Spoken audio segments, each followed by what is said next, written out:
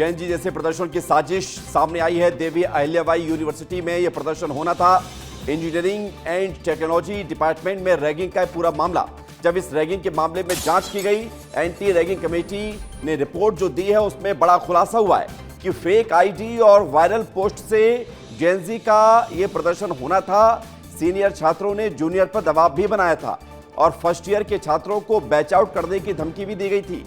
कहा गया था कि अगर कहना नहीं मानोगे तो फिर बैच आउट आपका कर दिया जाएगा।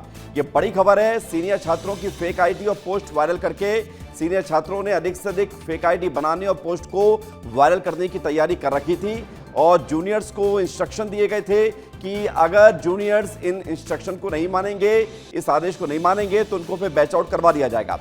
ये बहुत बड़ी खबर है। नेपाल में जैन जी ने जिस तरह से प्रदर्शन किया था, आपको पता होगा, हर जगह आग लगा दी थी, विरोध प्रदर्शन हुआ था, वहां पर सत्ता परिवर्तन हुआ। लेकिन सबके बाद इंदौर में अगर जैन जी वाले प्रदर्शन की साजिश हो रही थी तो अपने आप में बहुत बड़ी खबर हो जाती है। अक्षत हमारे साथ जुड़ रहे हैं। अक्षत, बहुत बड़ा खुलासा है और एंटी रैगिंग कमेटी ने अपनी रिपोर्ट में और क्या क्या कहा है, बताइए विस्तार से।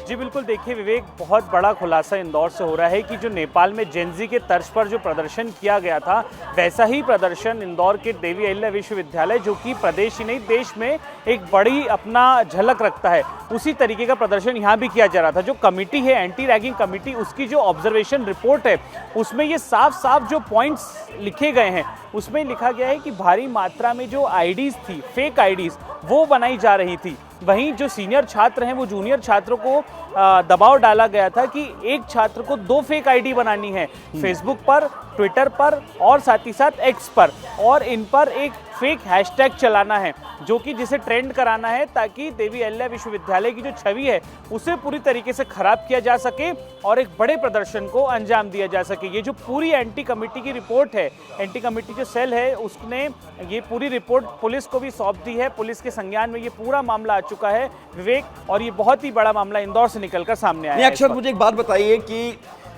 रैगिंग का मामला अलग होता है और इस तरह से जो प्रदर्शन करने की तैयारी थी, इसके पीछे की वजह क्या थी? क्यों छवि खराब करने की कोशिश की जा रही थी और कौन कौन से स्टूडेंट इसमें शामिल हैं, उनके खिलाफ क्या एक्शन फिर लिया जा रहा है?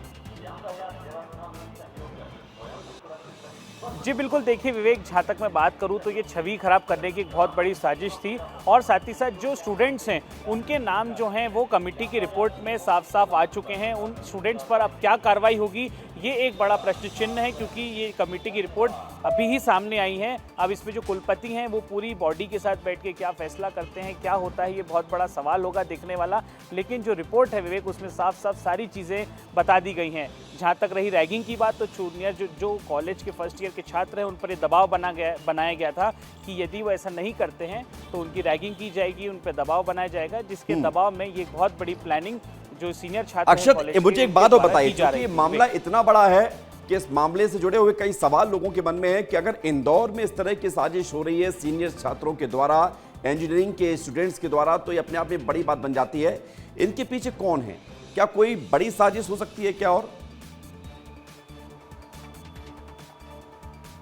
जी विवेक, बिल्कुल, देखिए निश्चित तौर पर इस पे कई बड़े नाम भी सामने आ सकते हैं, कई ऐसे संगठन हो सकते हैं जो इस तरीके की जो तैयारियां हैं उनको बहुत लंबे समय से जो छात्र हैं उनको मदद कर रहे हों। निश्चित विवेक, मुझे ऐसा लगता है कि कोई ना कोई बड़े नाम इसमें होंगे, क्योंकि इतनी बड़ी तैयारी और इस तरीके का प्रदर्शन को तैयार करना छात्रों के बस की बात नहीं है विवेक। ज़रूर इन्हें कोई ना कोई गाइड कर रहा होगा, क्योंकि आप समझिए विवेक, अब फेक आईडीज़ बनवाना और पूरी तरीके से माइक्रो मैनेज करा गया है। माइक्रो मैनेजमेंट का एक बहुत बड़ा इन लोगों का प्लान था कि हर स्टूडेंट पर स्टूडेंट 2 फेक आईडीज़ बनाई जाएंगी। बिल्कुल अक्षत, ये बहुत बड़ी बात होती है, मतलब ये बड़ी बात होती है। आप बने रहिए हमारे साथ, क्योंकि इस पूरे बड़े मामले पर हम विस्तार से दर्शकों को जानकारी दे रहे हैं कि अगर मध्य प्रदेश में इस तरह की स्थिति बन रही थी कि मध्य प्रदेश के डीएवीबी इंदौर के देवी अहिल्याबाई यूनिवर्सिटी में इस तरह का एक प्रोपेगेंडा चलाने की कोशिश हो रही थी और जैन जी वाला प्रदर्शन होने की तैयारी थी, तो क्या बड़ी बात थी?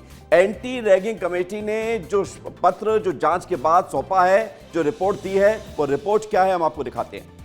अब आप इसको देखिए, इसमें क्या क्या मैसेज है। शिव सागर रेस्टोरेंट में जाने के लिए छात्रों से बात की गई, जिसमें उन्होंने बताया कि शिव सागर रेस्टोरेंट में जाने के लिए अमन पटेल का मैसेज आया था। प्रथम वर्ष के छात्रों से उनके पर्सनल जीमेल के अलावा अलग अलग से जीमेल और ट्विटर अकाउंट खुलवाए गए। सीनियर लोगों ने ज्यादा से ज्यादा फेक आईडी बनाने के लिए कहा। सबको कम से कम 2 ट्विटर अकाउंट बनाना है, ये भी कहा कि जो भी हम मैसेज करेंगे उसको ज्यादा से ज्यादा रिट्वीट करना है, उसको सर्कुलेट करना है, हैशटैग को वायरल करना होगा।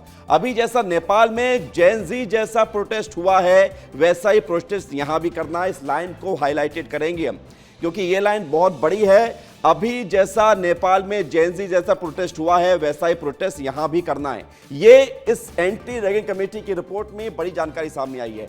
अमन पटेल का नाम बार बार आ रहा है। अमन पटेल के कहने पर फर्स्ट ईयर के छात्र विवेक शर्मा ने फर्स्ट ईयर के सभी छात्रों के मोबाइल से इस संबंध में हुए सभी व्हाट्सएप मैसेज भी डिलीट करवाए।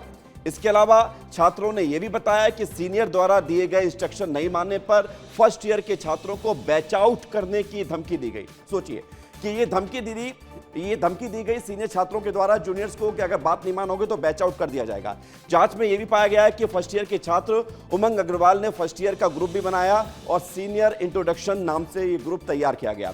जांच समिति ने तृतीय वर्ष के छात्र अमन पटेल से बात की है। उसके बाद जो हुआ है वो हम आपको बता रहे हैं। कई सारे नाम भी इसमें और शामिल हैं, उसको लेकर जांच पड़ताल की जाएगी। लेकिन बड़ी बात, सबसे बड़ी बात ये वाला पॉइंट कि अभी जैसा नेपाल में जेन ज़ी वाला प्रदर्शन हुआ है वैसा ही प्रोटेस्ट यहां भी करना है। ये इस पूरे मामले की जो एंटी रैगिंग कमेटी ने जांच की थी उसके बाद जो रिपोर्ट है वो दी गई है।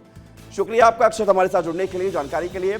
और ये बड़ी खबर आपको बता रहे हैं, इंदौर में जेन ज़ी जैसे प्रदर्शन की ये साजिश जिसका खुलासा पर्दाफाश हुआ गया है और ये बताता है कि कितनी बड़ी साजिश को अंजाम दिया गया। छात्रों के द्वारा ये कहा गया कि नेपाल में जो हुआ वैसा हमें यहां भी करना है।